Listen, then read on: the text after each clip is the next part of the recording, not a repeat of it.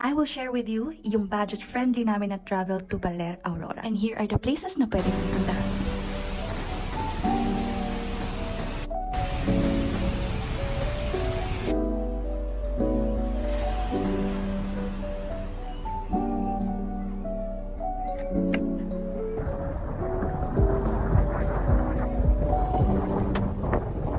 So ayun nga, our first stop is sa Mother Falls. So there's sila ditong entrance fee na 30 to 50 pesos. I'm not sure but I will confirm. And mandatory din ang kanilang tour guide with a fee of 300 pesos. 20 to 30 minutes daw yung trekking dito. Depende sa mga kasama ninyo kung mabibilis kayo, malalakas ang loob ninyo. Kagaya ko, pa-smile-smile lang yan pero kinakabahan yan.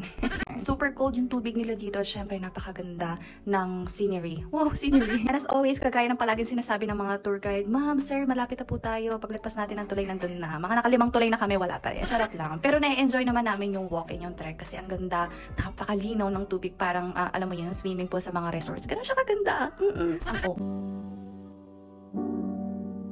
It's nice to meet you, Mother Falls. Ako nga pala si struggling mother. And day 2. Hindi na ako masyadong nakapag-video nung day 1 after sa Mother Falls kasi, alam niyo na, pagod.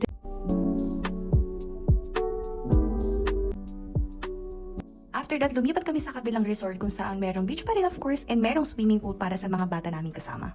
Also, nasabi ko na budget-friendly tong travel na to dahil free kami sa accommodation and sasakyan. It's 3 days and 2 nights trip for 17 packs and nasa 1.5 yung budget namin each. Again, it's not for all, especially sa mga commuters, okay? I'm swimming. Papa, I'm swimming.